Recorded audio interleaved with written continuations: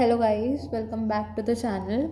और अभी की जो रिसेंट वीडियोस में हम कर रहे हैं that is software project management. Software project management का ऑलमोस्ट सारा सिलेबस हो गया है। Just we have left with this much part of the syllabus. तो इसमें हम मॉनिटरिंग कंट्रोल एज देखेंगे और उसके बाद नेक्स्ट वीडियो में हम मैनेजिंग कॉन्ट्रैक्ट एंड पीपल वाला चीज़ देख के we will be winding up this, और उसके बाद हम सॉफ्टवेयर टेस्टिंग करेंगे। Okay, so let's get started. So जैसा कि मैंने अभी पिछली वीडियोस में भी अपने बताया कि मेरे पास इसके नोट्स नहीं हैं यूनिट 3 के, और मैंने बनाए भी नहीं हैं बिकॉज हैंड रिटन नोट से हम नहीं पढ़ पाएंगे यहाँ पे। तो हम चैट जीपीटी का यूज़ कर रहे हैं इसको पढ़ने के लिए। और यहाँ पे ये मैं आपको पहले दिखा देती हूँ कि आज की वीडियो में हम कितना पोर्शन कवर करेंगे। So we will be covering from up to this. ठीक है, 9 टॉपिक्स हम देखेंगे। बहुत छोटा सा टॉपिक है इसका।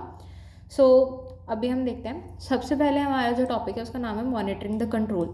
अब अगर मेरी पिछली वीडियो आप देख के आओ तो ज़्यादा बेटर रहेगा, बिकॉज हमने उसमें रिसोर्स एलोकेशन पढ़ा है कि रिसोर्स एलोकेशन एक्चुअल में होता क्या है विद एग्जाम्पल्स।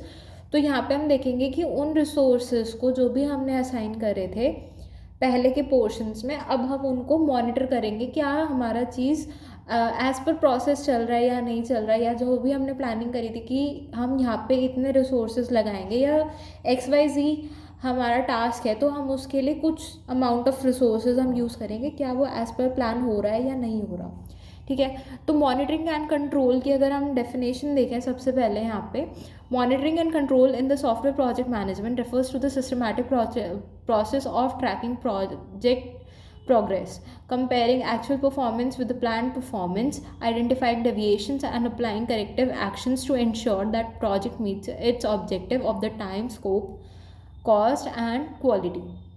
ओके, ये हमारी सारी चीज़ थी, और इसका एक मेन टास्क ये होता है दैट हमारी सारी चीज़ ऑन ट्रैक रहे, ऑन टाइम रहे और ऑन बजट रहे। ठीक है, तो हम इंट्रोडक्शन देखते हैं इसका सबसे पहले। Monitoring the control is essential to keep the software stable and predictable. मतलब एक्चुअल में जो हमारा कोई भी हम प्रोजेक्ट बनाते हैं, चाहे हार्डवेयर प्रोजेक्ट हो चाहे सॉफ्टवेयर प्रोजेक्ट हो, हम कुछ ना कुछ बजट लेके चलते हैं जिसमें हम मॉनिटर स्टार्टिंग में हम एलोकेट कर देते हैं रिसोर्सेज को एज़ पर प्लान। अब हम इसमें ये देखते हैं कि जो हमारे रिसोर्सेज हमने एलोकेट करे हैं क्या उनकी वेस्टेज तो नहीं हो रही, या जो चीज़ हमने प्रिडिक्ट करी थी क्या वो प्रिडिक्टेबल थी भी या नहीं थी। बिकॉज अगर नहीं होगी तो हम नेक्स्ट प्रोजेक्ट में फिर ध्यान से करेंगे चीज़ों को।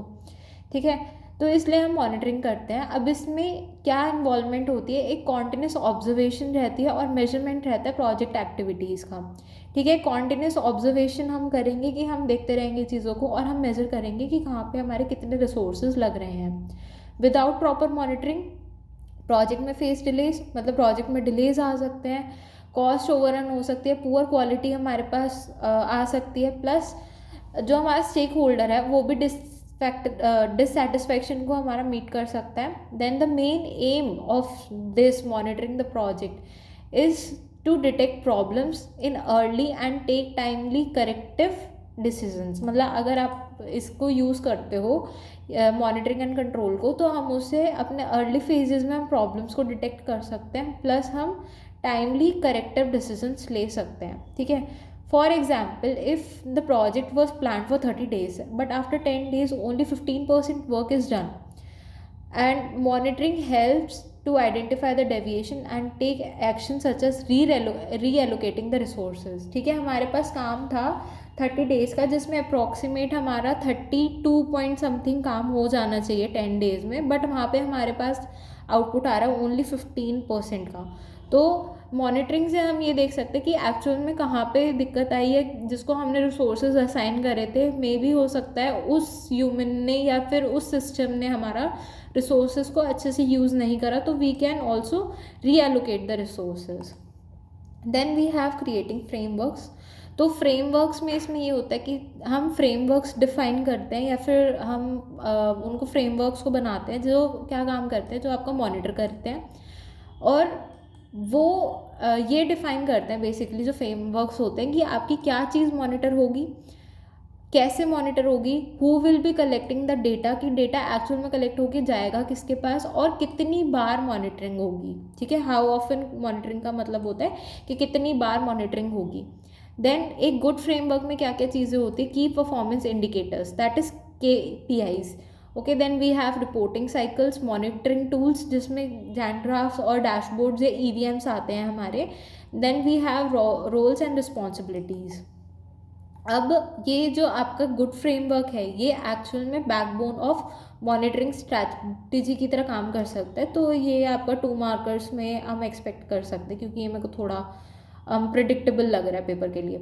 Then we have collecting data. Collecting data में हम क्या करते हैं, जो भी हमारा डेटा होता है हम उसमें सबसे पहले एक तो वर्क कंप्लीटेड की परसेंटेज डिफाइन करते हैं कि हमारा कितना काम हो गया. जैसे कि प्रीवियस हमने एग्जाम्पल में देखा था कि टाइम ड्यूरेशन थी 30 डेज़ की और 10 डेज़ में हमारा 15% काम हुआ है.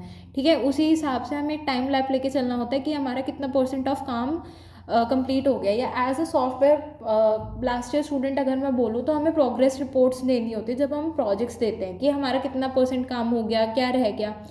तो सेम इसमें होता है. ठीक है, then we check the time spend, resources use, cost consumed, defects found and resolve, कि आपने क्या कोई डिफेक्ट्स फाउंड करे और रिजॉल्व कितने हुए उसमें से. ठीक है, कॉमन कलेक्शन मेथड्स में ये आता है. सबसे पहले तो हम एक डेली स्टेटस रिपोर्ट रखते हैं in offices. Then we have time sheets, और उसके बाद होते हैं हमारे पास ऑटोमेटेड प्रोजेक्ट टूल्स जिसमें हमारा जीरा या ट्रेलो आता है. Okay, then we can also conduct meetings जिससे हम डेली का एक डेटा कलेक्ट कर सकते हैं कि एक्चुअल में काम कितना हुआ है और कितना रह गया है. Then we have visualizing progresses where, अब इसमें क्या होता है आपका, इसमें आपका जितना भी रॉ डेटा होता है उसको मीनिंगफुल विजुअल फॉर्मेट्स में हम कन्वर्ट कर देते हैं जिससे इंटरप्रिटेशन के लिए वो ईजी हो जाता है. देन कॉमन विजुअलाइजेशन टूल्स इसमें जो हम यूज़ करते हैं दैट इज़ जैन graphs for track scheduling. We have burn down charts जिसके लिए हम ट्रैक करते हैं रिमेनिंग वर्क को. वी हैव माइलस्टोन चार्ट्स, और उसके बाद हमारे पास डैशबोर्ड रिप्रेजेंटिंग के लिए हम KPIs का यूज़ करते हैं. ओके, नेक्स्ट है हमारे पास कॉस्ट मॉनिटरिंग. कॉस्ट मॉनिटरिंग हमने पहले भी पढ़ा था प्रीवियस जो हमारी वीडियो थी. तो कॉस्ट मॉनिटरिंग में बेसिकली ये होता है कि ना आप ये देखते हो कि जितना आपने बजट लगाया है कि उसके बजट के अंडर ही काम हो रहा है या नहीं हो रहा. ठीक है, तो एक्चुअल में कॉस्ट मॉनिटरिंग में काम होता क्या है कि जो हमारी प्लान कॉस्ट और एक्चुअल कॉस्ट होती है हम उसको कंपेयर करते हैं. तो प्रीवियस वीडियो में एक बहुत अच्छा एग्जाम्पल था, वो आप लिख सकते हो. There was some table where we have defined some activities and respective to that we have also defined some planned cost and actual cost, and then we have compared both the cost. so आप वहाँ पे जाके उसको check कर सकते हो, but sequence ही देखोगे video so आपको समझ आ जाएगा. Then we have cost monitoring जो कि हेल्प करता है हमारा डिटेक्ट्स को फाइंड करने में. तो किस टाइप के डिफेक्ट्स को फाइंड करने में कि कॉस्ट ओवररन कहाँ पे हो रही है, इनकरेक्ट रिसोर्स यूटिलाइजेशन तो कहीं नहीं हो रहा, या हमारे कोई अनएक्सपेक्टेड एक्सपेंसेस तो नहीं आ गए. तो प्रीवियस वीडियो में मैंने एक एग्जांपल दिया था दैट वी हैव डिफाइंड और we have planned some 30,000 rupees for a certain task, but unfortunately we have spend 35,000. तो हमें उसको चेक करना होता है कि कहाँ पे पैसे ज़्यादा लग गए. तो यहाँ पे भी एक एग्जांपल दे रखा है कि हमने फर्स्ट वीक के लिए हमने डिफाइन कर रखी थी कॉस्ट 40,000 की, बट एक्चुअल कॉस्ट आ गई मेरी 60,000 की. ठीक है, मतलब 20,000 का ज़्यादा मेरे लग गए एज पर प्लान. तो वही चीज़ मेरे को देखनी होती है. Then we have earn value analysis that is EVA. तो इसमें क्या होता है, ये क्वांटिटेटिव टेक्निक होती है जिसमें हम कंबाइन करते हैं अपना scope, schedule and cost into a single integrated system. अब इसके थ्रू हम क्या प्लान कर सकते हैं, we have some key terms where we have PV which is plan value. तो ये जो हमारा बजट कॉस्ट होता है for the work schedule we define in plan value, और उसके बाद हमारे पास आता है earn value where we define some actual work की जो कॉस्ट आई.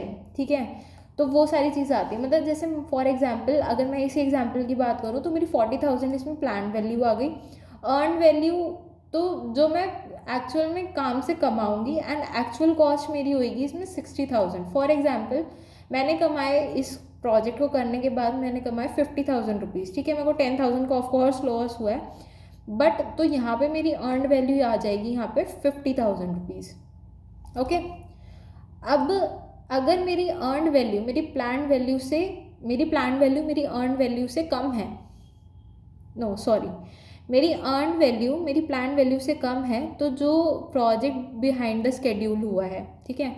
और अगर मेरी जो अर्न वैल्यू है वो मेरी एक्चुअल कॉस्ट उसमें ज़्यादा आ रही है, ठीक है, जैसे कि यहाँ पे मैंने एग्जांपल दिया जिसमें अर्न वैल्यू मेरी 50,000 है और 60,000 मेरी वो आ रही है एक्चुअल कॉस्ट, तो ऑफकोर्स मेरा जो बजट है वो ओवर बजट हो गया है, प्रोजेक्ट सॉरी ओवर बजट हो गया है।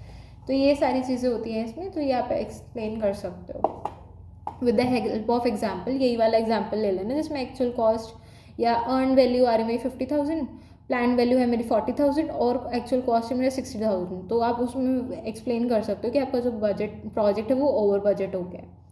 Then we have prioritizing monitoring. अब इसमें क्या होता है कि ना not all task need equal attention, high risk activities, critical path task, customer facing modules and cost heavy activities must be monitor more closely. मतलब लाइक जो हमारी ऐसी एक्टिविटीज़ होती हैं जिसमें बहुत ज़्यादा हाई रिस्क रहता है, ठीक है, और क्रिटिकल पाथ होता है हमारा जिसमें सबसे ज़्यादा टाइम ड्यूरेशन लगती है, उसका भी मैंने पिछली वीडियो में एग्जांपल दिया था जिसमें हम डेवलपिंग और काफ़ी सारी एक्टिविटीज़ कर रहे हैं बट डेवलपिंग में मेरे को 7 डेज़ का टाइम लग रहा है, तो अगर मैं उसमें 2 दिन और बढ़ा दूंगी तो मेरा ओवरऑल जो प्रोजेक्ट का ड्यूरेशन है वो बढ़ जाएगा, ठीक है। तो अब हम यहाँ पे देखते हैं कि हमारा जो हाई प्रायोरिटी टास्क होते हैं उसमें क्या क्या आता है। सबसे पहले इसमें उन टाइप के हम टास्क को इंक्लूड करेंगे जो कि सिक्योरिटी फीचर्स हैं, ठीक है। मान लो मेरा पेमेंट रोल वो हो गई, किसी रीज़न से मैं पेमेंट कर रही थी किसी ऐप पे, या मैं ऐसा कुछ प्रोजेक्ट बना रही थी वेयर वी हैव टू पे सम सर्टेन अमाउंट, तो अब वो पेमेंट किसी रीज़न से फेल हो गई तो वो वहीं पे बैक रोल कर जाए या ट्रांजैक्शन वहीं पे फ्रीज हो जाए, ठीक है, तो वो सिक्योरिटी फीचर्स में आ जाता है। या अगर आप कोई अपना सेंसिटिव डेटा पास कर रहे हो किसी भी हमारी वेबसाइट पे या जो भी हम प्रोजेक्ट बना रहे हैं तो उस पर सिक्योरिटी फीचर्स, तो उनको हाई प्रायोरिटी हम मॉनिटरिंग में रखेंगे। Then we have payment modules, जो भी मैंने पिछला एग्जाम्पल दिया पेमेंट वाला, और जहाँ पे इंटीग्रेशन टास्क होते हैं हमारे वो सारी चीज़ आपकी हाई प्रायोरिटी में जाएगी। वहीं पे अगर हम बात करें लो रिस्क टास्क की तो उनको हम कम मॉनिटर करते हैं बट इतना ज़्यादा मॉनिटर नहीं करते। We have a less frequency as compared to the higher ones, ठीक है। नेक्स्ट आता है हमारे पास getting the project back to target. अब इसमें क्या होता है, अगर कोई भी हमारा डेविएशंस अकर हो जाती हैं तो हम करेक्टिव एक्शंस को इम्प्लीमेंट करते हैं, जिसमें करेक्टिव एक्शंस टेक्निक क्या होती है, इसमें हम एक्स्ट्रा रिसोर्सेज ऐड कर देते हैं या हम रीएलोकेट कर देते हैं टास्क को। For example I have 3 developers, developer A, developer B और डेवलपर सी। अब मैं कंपेयर करूँगी तीनों में से कि या मैं 2 ही डेवलपर ले लूँगा। अगर फॉर एग्जाम्पल मेरा ए डेवलपर पहले काम कर रहा था already but the output was not satisfying to me as a project manager, तो मैं वही सेम रिसोर्सेज को रीएलोकेट कर दूँगी या सेम टास्क को मैं रीएलोकेट कर दूँगी टू डेवलपर बी, ठीक है। तो वो होता है वहाँ पे चीज़ कि अगर आपको लगता है कि कोई चीज़ ठीक से नहीं हो रही या एज पर सेटिस्फेक्शन नहीं हो रही तो we can reallocate the task. Reducing scope, then we have improving efficiency, जिसके लिए हम करेक्टिव टेक्निक्स में हम बात कर रहे हैं इसकी, तो हम ये आपकी एफिशिएंसी इंप्रूव हो सकती है। प्लस रिवाइजिंग द स्केड्यूल, मतलब दोबारा से जो अपना स्केड्यूल हमने पहले बनाया था तो हम उसको रिवाइज कर दें। Then I guess this is the last topic. हाँ, so we last we have the change control. तो चेंज कंट्रोल में हमारा क्या होता है, चेंज कंट्रोल आपका एक फॉर्मल प्रोसेस है of handling changes in projects को, रिक्वायरमेंट्स, डिज़ाइंस और कॉस्ट। अब इसमें क्या होता है आपके जो कुछ यहाँ पे 5 स्टेप्स होते हैं, वे first we have to change the request raise, ठीक है।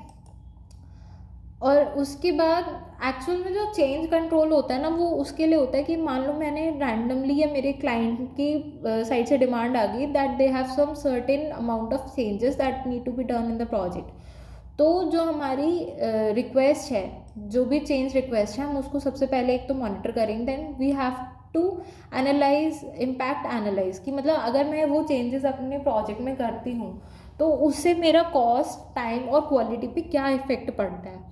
Okay, then we have approval और rejection by change control board. तो ये एक ना इसका पूरा डॉक्यूमेंटेशन होता है, अगर मेरे को कहीं पे भी मिलेगा तो whether on the Instagram post और some YouTube post I will be posting that, but ये CCB आपका एक पूरा एक, अगर आप गूगल पे जाके और अच्छे से पढ़ोगे इस चीज़ को तो ये आपको पूरा प्रॉपर मिलेगा, जिसमें हम ना एक चेंज कंट्रोल की एक वो होती है, चेंज कंट्रोल बोर्ड होता है जो कि अप्रूव करता है कि या ये चेंज की इसमें ज़रूरत है या नहीं है, ठीक है।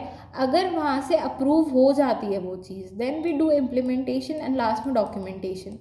And if the change control board reject some kind of change that are required in the project, then we have to just stop the project, या जैसा वो है हम उसको वैसा ही रहने देते हैं, हम उसमें कोई चेंजेस नहीं करते। सो चेंज और अप्रूवल हमारा इस पे भी डिपेंड करता है ज़्यादा कि क्या हमारा चेंज कंट्रोल बोर्ड उसको एक्सेप्ट कर रहा है या नहीं कर रहा। So this was all about the video. Thanks for watching.